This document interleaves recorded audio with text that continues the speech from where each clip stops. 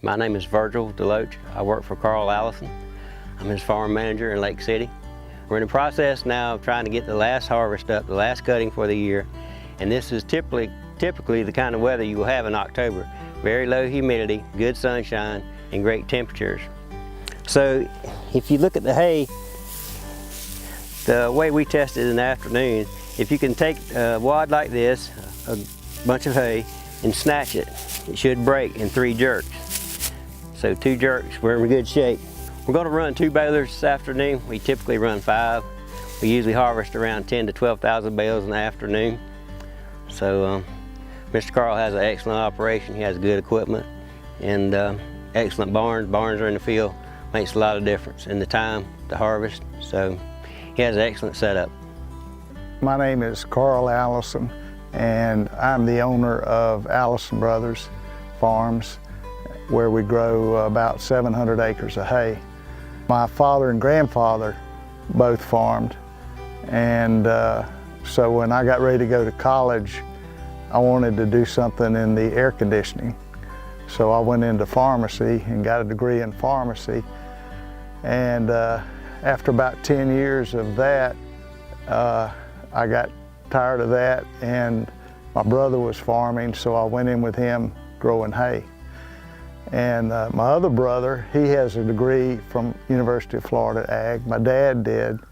My nephew and niece all have a degree in Ag. So come from an Ag family, and all my brothers farm. So we grow coastal Bermuda grass hay here. And the process each time we produce hay is we check to see that the hay is ready, that it's about 1 foot to 2 foot high, and then we bring in hay cutters that cut the hay about 1 inch or 2 inches off the ground. And so the hay is green and wet at that time, and we let it sit a while, and then we fluff it. A machine that stirs it up, throws it up in the air, spreads it out so the sun and air can get to it. And we do this for 1 or 2 days, and usually on the 3rd day after cutting, then we start to bale it. And before we bale it, we rake it into rows with the hay rake, rows that are about 2 to 3 feet wide and about 2 feet tall.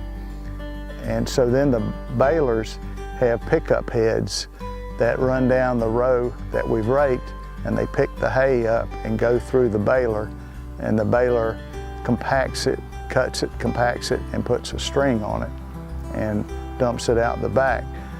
Then we have machines called stack wagons that pick the bales up in the field.